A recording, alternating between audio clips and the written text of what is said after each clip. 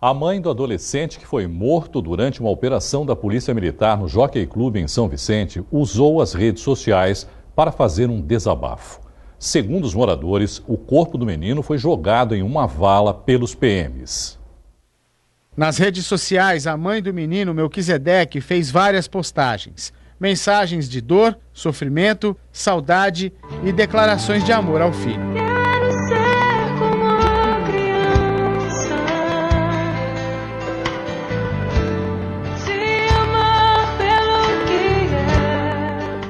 O adolescente de 16 anos, Melquisedeque Romualdo dos Santos, foi morto e jogado em uma vala por um policial militar após uma operação em uma comunidade em São Vicente. O vídeo que circula na internet mostra a ação. Segundo a PM, os policiais foram recebidos a tiros e revidaram. Os agentes envolvidos foram afastados. Membros da comunidade dizem que não houve troca de tiros e sim covardia. Os moradores do dique do Cacheta organizam um protesto em frente ao Fórum de São Vicente ainda essa semana. Autoridades estaduais fizeram hoje uma vistoria técnica nas obras da nova Ponta da Praia em Santos. O secretário de Logística e Transportes do Estado, Newton Persoli, e o presidente da Dersa, João Luiz Lopes, estiveram hoje em Santos. Na Ponta da Praia, acompanhados do prefeito Paulo Alexandre Barbosa, conheceram detalhes sobre o projeto de remodelação do bairro. Na nova Ponta da Praia vão ser construídos um centro de convenções e um novo mercado de peixes. O viário no entorno das balsas será reformulado para melhorar a fluidez no trânsito. Também serão reformados e modernizados o deck do Pescador e a ponte Edgar Perdigão. Ao todo, investimento de R$130 milhões, custeado integralmente pela iniciativa privada. E o prefeito Paulo Alexandre Barbosa tem até o dia 21 para sancionar um projeto sobre cabos subterrâneos na cidade. Quem traz mais detalhes é o repórter Fabiano Roma. Você já deve ter reparado que aqui na Praça Independência, no sentido praia, não tem nenhum fio entre postes. A paisagem é bem mais limpa. Mas esse cenário começa a mudar da praça para o sentido centro. Olha só, o Josivan Lima vai mostrar para a gente a quantidade de fios de telecomunicações e de energia entre os postes. Mas essa situação, esse cenário pode mudar. O projeto do vereador Braz Antunes, que está aqui comigo, foi aprovado por unanimidade na Câmara, agora precisa da sanção do prefeito. Esse projeto prevê a retirada dos fios. Vereador, como é que funciona? Olha, a verdade é a retirada dos fios é 30% em 15 anos. Santos tem cerca de 400 quilômetros de vias, de ruas e avenidas, 30% significa 120 quilômetros, é bastante coisa. E a gente preconiza que seja nos pontos históricos, nos pontos turísticos, em corredores comerciais. Mas isso faz parte quem designará isso será a Prefeitura, né? A Câmara de Vereadores aprovou o projeto em 2 discussões e agora vai a sanção do prefeito, tem 10 dias úteis para fazê-lo, né? E nós esperamos que seja sancionado para que esse estado de coisa que você acabou de mostrar mude. Porque, Fabiano, na realidade, não é só a estética, a gente mostra aqui a estética, mas nós temos o fator segurança. Vários acidentes, agora semana passada, um acidente fatal na cidade de São Paulo e outros tantos relatados Brasil afora, né? A segurança é um fator fundamental e a economia também, né? Por conta da fuga de energia, quando todos acabam pagando pela conta, e também a economia na questão da poda de árvores, por exemplo, né? Que cria uma demanda muito grande para o município, em regiões que sem fios não precisaria, a árvore cresceria ao bel prazer. Muito obrigado então, vereador, pela sua participação aqui com a gente. Fabiano Roma para Santa Cecília TV. O programa internacional quer aumentar a participação de mulheres no trabalho portuário da região. Há 2 anos e meio, Cecília é motorista de carreta na BTP. No começo é duro, mas depois você se adapta ao ambiente e acaba gostando e querendo mais. Aumentar a participação das mulheres no mercado de trabalho portuário é o objetivo de um projeto que tem apoio de um fundo do Reino Unido. A representante, Sara Celeri, especialista em igualdade de gênero, esteve na BTP, onde iniciou um diagnóstico. Neste terminal, trabalham 132 mulheres, quase 10% do total de funcionários. Sara garante que a diversidade de mão de obra contribui para o aumento da produtividade. Um exemplo é a Nova Zelândia. O caso de sucesso efetivo é o Porto de Auckland, em Nova Zelândia, onde eles implementaram essa diversificação da força de trabalho dentro do porto e eles viram como foi incrementando a eficiência do porto em 15%. Comparativamente, em 2011, eles eram o porto com o pior desempenho.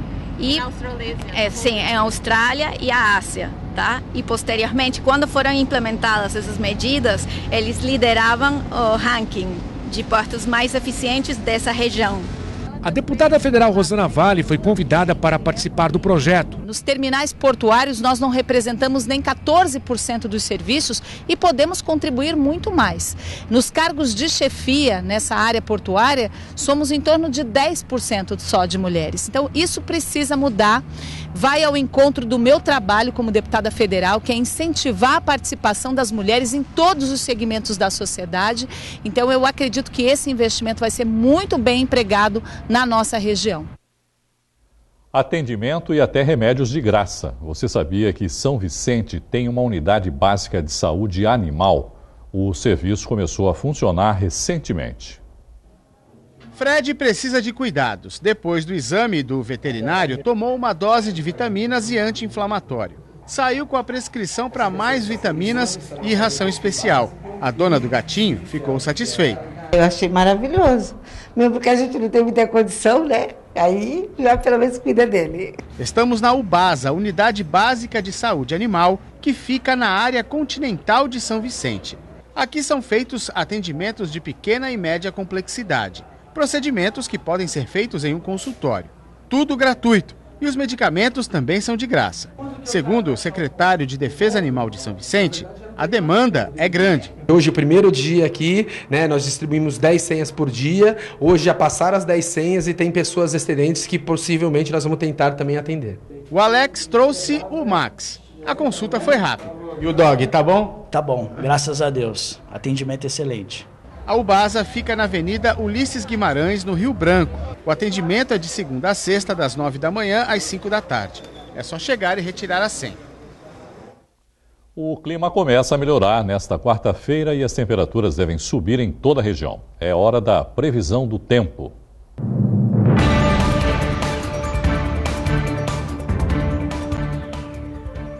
Em Santos, o dia começa com sol entre nuvens. À tarde, pode chover. A mínima será de 19 e a máxima de 29 graus. Em Guarujá, faz sol pela manhã e o tempo também esquenta, com máxima chegando aos 29 graus. À tarde, a possibilidade de chuva. A mínima será de 19. O tempo fica encoberto em Cubatão e o sol aparece pouco.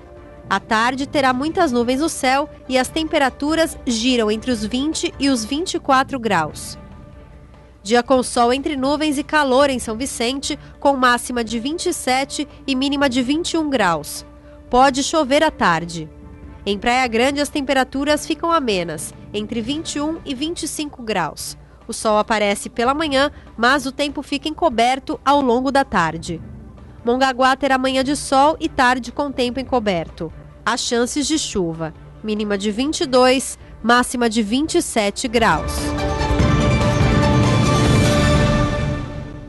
E apesar da previsão de melhora do tempo e aumento das temperaturas, a Marinha do Brasil emitiu um alerta sobre a passagem de ventos com intensidade de até 74 km por hora na faixa litorânea do estado de São Paulo. A Baixada Santista pode sofrer com os impactos entre amanhã à tarde e a quinta-feira de manhã. Após um dia de violentas manifestações, o ex-presidente Evo Morales, que deixou a Bolívia, já chegou ao México. Veja os detalhes no Giro pelo Mundo. O líder renunciou à presidência no domingo, pressionado por intensas manifestações e pelas Forças Armadas. Na postagem, ele prometeu voltar com mais força e energia. A declaração foi feita pelo Twitter. Minutos antes da publicação, o comandante das Forças Armadas da Bolívia, Williams Calimán, havia anunciado na TV que enviaria tropas às ruas para realizar operações armadas em conjunto com a polícia contra grupos de vândalos.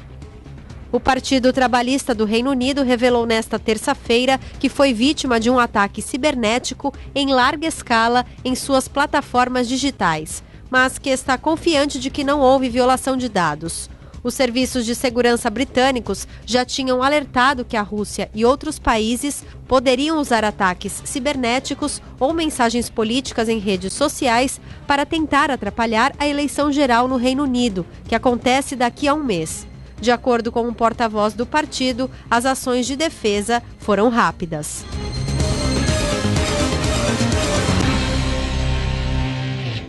A decisão do presidente Jair Bolsonaro de editar uma medida provisória que extingue a partir de janeiro de 2020 os seguros obrigatórios DPVAT e DPEM vai atingir em cheio os negócios do presidente do PSL, o deputado Luciano Bivar. Entenda mais sobre o caso no Brasil em um minuto. Atual desafeto do presidente da República, Bivar é controlador e presidente do Conselho de Administração da seguradora Excelsior, uma das credenciadas pelo governo para a cobertura do seguro DPVAT. A empresa intermediou o pagamento de janeiro a junho de 2019 de 168 milhões de reais em indenizações relacionadas ao seguro, segundo o relatório de auditoria do líder DPVAT. Questionado sobre o assunto, o Palácio do Planalto não comentou. Também conhecido como seguro obrigatório, o DPVAT, danos pessoais causados por veículos automotores de via terrestre, cobre casos de morte, invalidez permanente ou despesas com assistências médica e suplementares por lesões de menor gravidade causadas por acidentes de trânsito em todo o país. Ele foi instituído por lei em 1974. Até agora, o pagamento era anual e obrigatório para todos os proprietários de veículos e era feito junto com o IPVA. O seguro era um requisito para o motorista conseguir renovar o licenciamento do veículo. As redes sociais do vereador Carlos Bolsonaro foram retiradas do ar nesta terça-feira. As páginas dele no Facebook, no Twitter e no Instagram não estavam disponíveis desde o início da manhã até a última atualização desta reportagem. Carlos é filho do presidente da República, Jair Bolsonaro. E hoje teve mais notícia importante aqui no país. O presidente do Congresso, Davi Alcolumbre, promulgou a emenda à Constituição da reforma da Previdência. A assinatura ocorreu quase 9 meses depois da proposta do governo. Para saber o que muda, nós recebemos hoje no Caderno Regional o advogado previdenciário e vice-presidente da Comissão de Direito Previdenciário da OAB de São Vicente, Dauno Teixeira dos Santos. Doutor Dauno, boa noite e obrigado, por participar aqui com a gente no Caderno Regional. Uma boa noite. Não sei se o senhor vai concordar comigo, mas me parece que a medida de maior impacto dessa reforma da Previdência é a que determina, a partir de agora, uma idade mínima para que as pessoas se aposentem.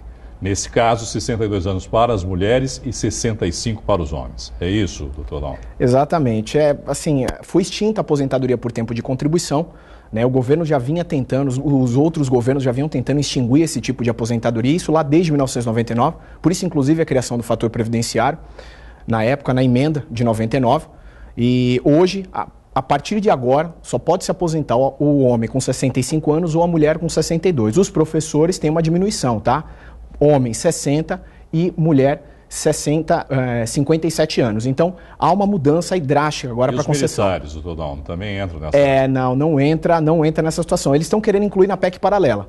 Tá? O que entra é a aposentadoria especial, então aposentadoria especial homem e mulher de 60 anos, tá? E o policial, só que o policial federal e o agente penitenciário. Quer dizer, a aposentadoria só existe agora a partir da idade. Exatamente. Se você não atingir aquela idade, não pode em nenhuma situação solicitar a aposentadoria, ou como é hoje, por exemplo, você tem o fator previdenciário que acaba diminuindo o valor da sua aposentadoria. Existe sim, regra de transição, tá? Toda reforma vem com uma regra de transição. O problema é que nós temos 5.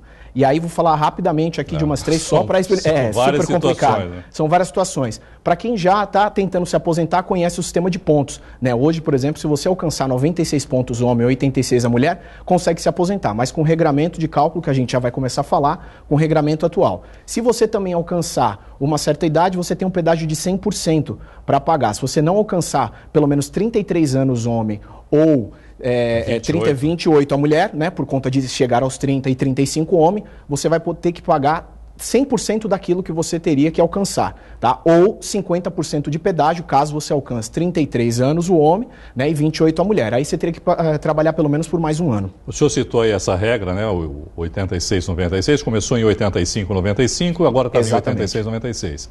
Ela continua valendo a regra, mas o cálculo já é um novo cálculo, é isso? Quem se aposentou até ontem, por exemplo, deu entrada antes da promulgação da lei, usava a lei 86-96 com o cálculo antigo. Agora é 86-96, mas muda o cálculo do valor. Exatamente. Quem se aposentou, e deixar claro, quem cumpriu os requisitos até hoje, tá? Porque ela vale a partir de amanhã. Então, quem cumpriu os requisitos até hoje consegue se aposentar utilizando a média aritmética dos 80% maior salário de contribuição, desde 1994. Isso é super importante, porque hoje é 100%. Então, a partir de amanhã, você consegue aposentar utilizando 100% do salário de contribuição. Por que isso é importante? Porque é média, matemática. Você vai achatar o benefício. Outra mudança importante também é o cálculo das pensões. Houve mudança no cálculo de pensões por morte, não é? Drasticamente, é um grande problema. Esse talvez também tenha sido... Talvez seja um dos pontos fortes. Deixar muito claro que na década de 1990, na criação do regulamento, do plano de benefícios, já havia essa regra atual que acabaram de aprovar, que é a questão da cota parte. Então, além do cálculo, a cota parte que é o mais importante. Então, nós temos o seguinte, hoje, né, se você tem o falecimento do seu instituidor, do seu companheiro ou companheira, aquela pessoa que fica, né, ou filho, né, menor, ou companheiro ou companheira, ela tem 100% do valor do benefício. Agora não. Ela recebe 50% e mais 10% por cada dependente. Exemplo, se tiver apenas uma viúva, falece o homem, ela ganha 60% do benefício. Se tiver mais um filho, ela ganha 70% do benefício. E assim vai acumulando até um limite ou não? 100%, até lógico, 100%, né? Deixar claro que se esse filho completar a maioridade, no nosso exemplo, então ela volta a receber 60% do valor. Alguma outra mudança significativa que o senhor destacaria, doutor? Exatamente, no cálculo dos benefícios, né? Então, assim, a gente falou da pensão, mas agora todo o cálculo, além da utilização de 100% do salário de contribuição desde 1994, a entrada do Plano Real, você passa a ganhar, não tem mais incidência do fator previdenciário nos cálculos, no caso de aposentadoria, mas você tem 60% dessa média, mais 2% a cada ano trabalhado. Que assim, para o homem chegar a 100%, na aposentadoria que a gente chama integral, ele vai ter que trabalhar por 40 anos e a mulher 35. Bom, para quem está começando agora no mercado de trabalho vai ficar mais complicado, né? Muito complicado, muito complicado. Para esses novos, aí é só com a idade mesmo, não tem como. Não tem como, porque aí praticamente a regra de transição. Nós temos aí um período de regra de transição desses cálculos que eu acabei de falar, num período de 8 anos. A pontuação vai chegar até 2033, mais ou menos. Então, você tem bons anos com regra de transição. Agora, quem está começando agora vai só com regramento novo, aí não tem muito o que fazer. É bom pensar em uma alternativa à Previdência geral, não é? Exatamente. Eu sou extremamente avesso à Previdência privada, por exemplo, porque a reforma da Previdência realmente foi feita para isso.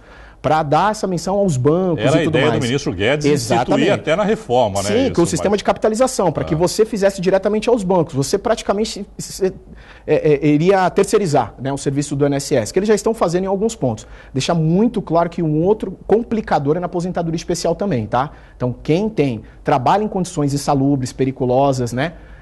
Perigosas, também tem uma redução aí. Não vai conseguir mais converter o tempo especial, que é super complicado, e vai ter, homem ou mulher, também uma idade mínima de 60 anos.